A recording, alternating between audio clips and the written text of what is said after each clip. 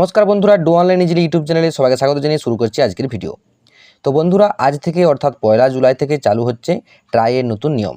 আপনি কিন্তু আর যত খুশি কিন্তু সিম নিতে পারবেন না, যত খুশি পোর্ট করতে কিন্তু আর পারবেন না। এছাড়াও আরও বিভিন্ন রকম নিয়ম রয়েছে, সেই নিয়মগুলি না মানলে আপনার হতে পারে কিন্তু জেল এবং জরিমানা হতে পারে 2 লক্ষ টাকা।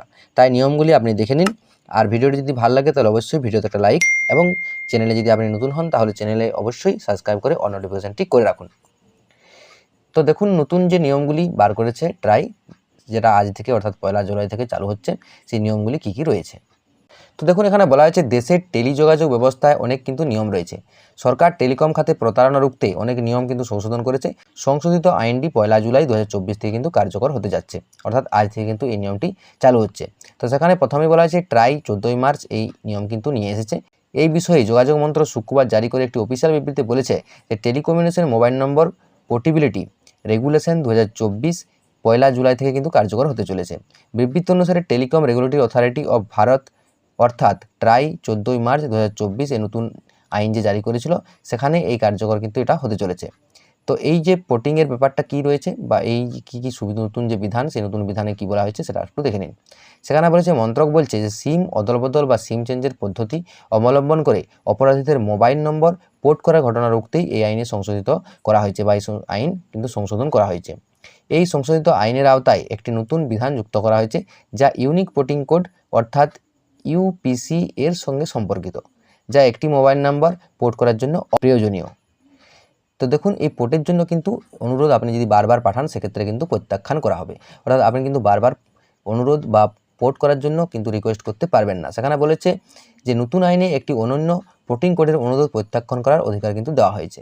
সিম অদলবদল বা ট্রান্সফারের 7 দিনের মধ্যে পোর্ট কোডের জন্য অনুরোধ পাঠানো হয়েছে এমন পরিস্থিতিতে পোর্টিং কোডের অনুরোধ প্রত্যাখ্যান করার অধিকার কিন্তু দেওয়া হয়েছে, যার অর্থ হলো সিম সোয়াপ বা সিম ট্রান্সফারের পরে কমপক্ষে 7 দিন অতিবাহিত হলেই মোবাইল নাম্বারটি কিন্তু পোর্ট করা সম্ভব হবে, অর্থাৎ আপনি আর 3 দিনে বা 2 দিনে কিন্তু পোর্ট করতে পারবেন না।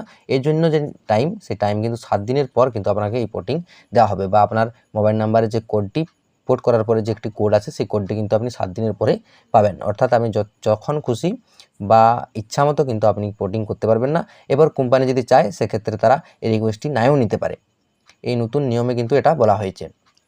তারপর দেখুন, বলা হয়েছে সরকার জালিয়াতি রোধে বেশ কিছু পরিবর্তন করেছে, যেটা আজ থেকে কিন্তু চালু হচ্ছে। সেখানে কি কি বলা হয়েছে দেখুন।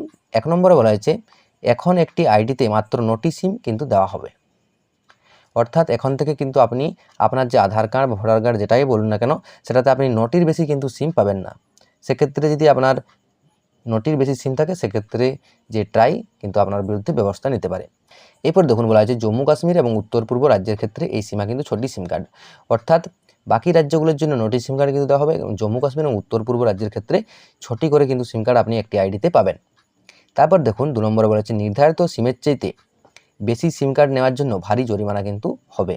প্রথম নিয়ম না মানলে 50,000 টাকা এবং দ্বিতীয় নিয়ম ভাঙলে 2 লক্ষ টাকা কিন্তু জরিমানা করা হবে।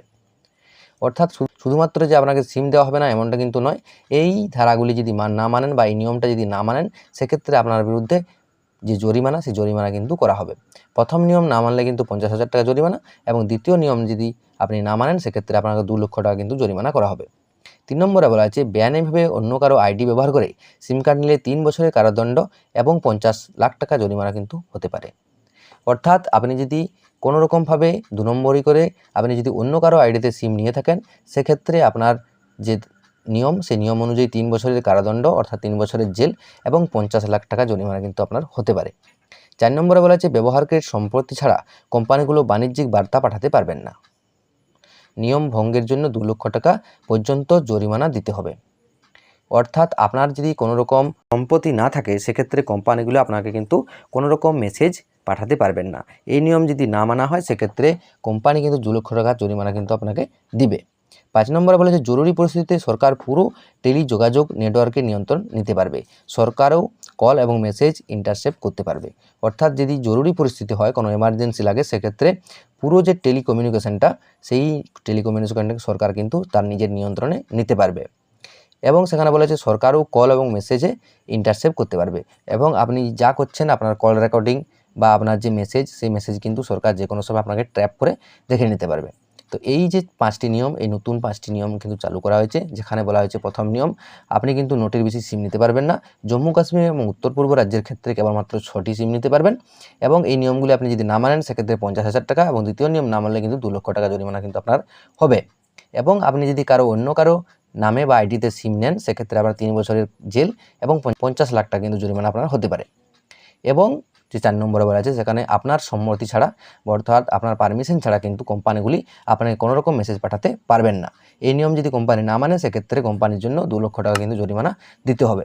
এবং জরুরি পরিস্থিতিতে পুরো টেলিকমিউনিকেশনটা অর্থাৎ পুরো নেটওয়ার্কগুলো কিন্তু সরকারের আন্ডারে নিয়ে নিতে পারবে কিন্তু তারা, এবং সরকার আপনার যে কোনো সময় আপনার কল এবং মেসেজ সেক্ষেত্রে তারা কিন্তু ট্র্যাপ করতে পারবে। তো এই যে নিয়ম, অর্থাৎ আপনার নামে যে নোটিশ সিম এর নিচে থাকতে হবে, অর্থাৎ নোটিশ সিমের বেশি আপনি নিতে পারবেন না। তো কিভাবে বুঝবেন যে আপনার নামে কতগুলি সিম আছে, বা আপনার আইডি নিয়ে করে অন্য কেউ সিম নিয়ে নিয়েছে কিনা? সেক্ষেত্রে আপনি কি করবেন? সেক্ষেত্রে তার জন্য ব্যবস্থা কিন্তু সরকার করে দিয়েছে, একটি অফিসিয়াল ওয়েবসাইট দিয়েছে, এবং সেখান থেকে আপনি আপনার ইচ্ছা মতো আপনি কটি সিম রাখবেন এবং কটি সিমকে আপনি আনভ্যালিড করে দেবেন, তারা অপশানও কিন্তু দিয়ে রেখেছে। সেটির যে ভিডিওটি আমি পরবর্তী ভিডিওতে কিন্তু আপনাদেরকে জানিয়ে দেবো। তো সেখান থেকে আপনারা চেক করে নিতে পারবেন যে আপনার নামে কটি সিম রয়েছে। আপনি আর যদি বেশি সিম থাকে সেক্ষেত্রে আপনি অবশ্যই বন্ধ করে দিতে পারবেন সেখান থেকে। তো এই বলে ভিডিওটি আজকের মতো এখানে শেষ করলাম। দেখা হচ্ছে পরের ভিডিওতে। তখন ভালো থাকুন, সুস্থ থাকুন। জয় হিন্দ, জয় ভারত।